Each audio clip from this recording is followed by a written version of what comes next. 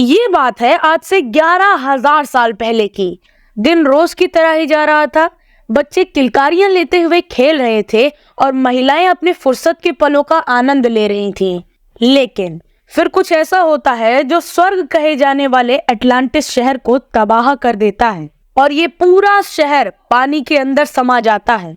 तो कैसा था अटलांटिस शहर और क्या यहाँ रहने वाले लोगों के पास सुपर पावर्स थी? आइए इन सभी सवालों के जवाब जानने की कोशिश करते हैं।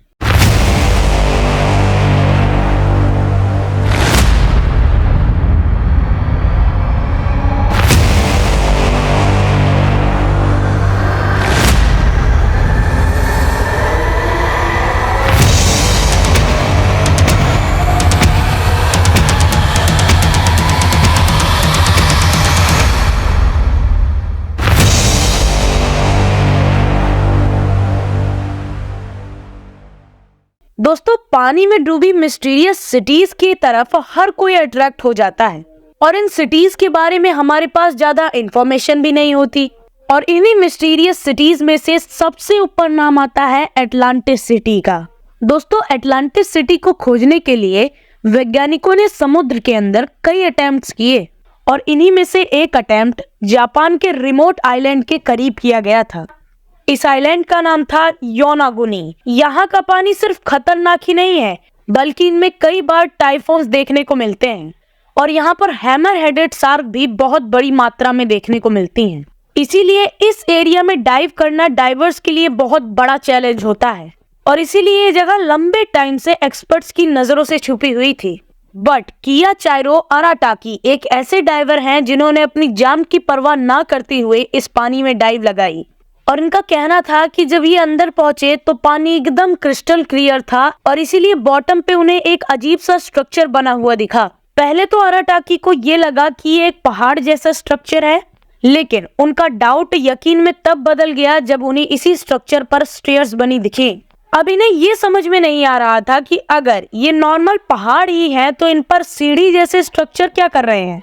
लेकिन जब इस स्ट्रक्चर को और अच्छी से समझने के लिए वो पानी के और गहराई में गए तब उन्हें जो दिखा वो बिल्कुल हैरान कर देने वाला था, क्योंकि ये स्ट्रक्चर 5 फुटबॉल ग्राउंड जितना बड़ा था और करीब 8 फ्लोर्स वाली एक बिल्डिंग जितना। इस स्ट्रक्चर के बॉटम से लेकर टॉप तक स्टेयर्स बनी हुई थी और ये पूरा स्ट्रक्चर एक फिक्स पैटर्न में बना हुआ था। अब इससे ये बात तो क्लियर हो गई थी कि ये स्ट्रक्चर नेचुरली क्रिएट नहीं हुआ था बल्कि इसे इंसानों ने बनाया था। तो वैज्ञानिकों ने ये फैसला किया कि इस पूरे स्ट्रक्चर को डाइविंग के द्वारा तो नहीं समझा जा सकता, इसीलिए अब मॉडर्न टेक्नोलॉजी को यूज करने का समय था।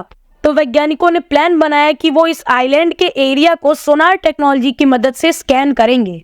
तो सोनार टेक्नोलॉजी में जब इस डिवाइस को पानी में रिलीज किया जाता है तो ये साउंड वेव्स को प्रोड्यूस करती है और ये साउंड वेव डिफरेंट चीजों से टकराकर रिफ्लेक्ट होती हैं और फिर कंप्यूटर डिवाइस की मदद से इन साउंड वेव्स को कैप्चर कर इसका एक 3D मॉडल बनाया जाता है। सोनार स्कैनिंग टीम योनागुनी आइलैंड पहुंची और इसके एरिया को अच्छी तरीके से स्कैन किया और जब इसका 3D मॉडल बनाया गया तो जो देखने को मिला वो काफी ज्यादा हैरान कर देने वाला था, क्योंकि जब इस स्ट्रक्चर का 3D मॉडल बनाया गया तब हमें ये पता चला कि आज से हजारों साल पहले ये स्ट्रक्चर एक महल हुआ करता था।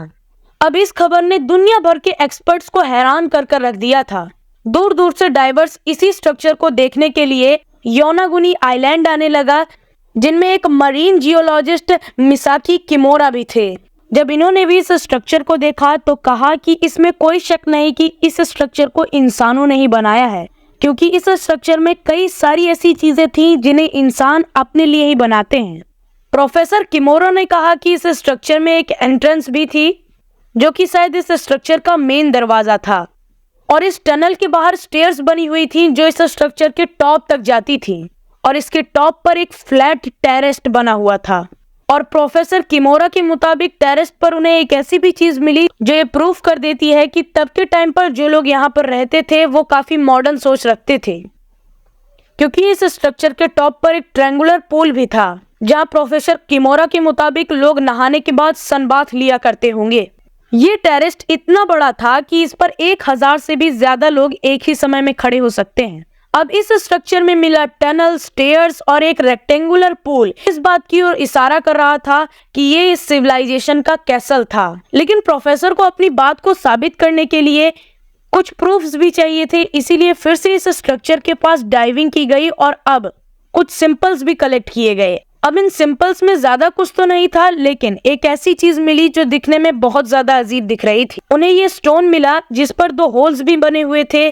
प्रोफेसर का मानना था कि उस टाइम पर लोग इन दोनों ही होल्स में अपनी उंगलियां डालकर कुछ इस तरह से स्टोन्स को पकड़ते होंगे, जिसका उस टाइम पर कोई खास मकसद रहता होगा।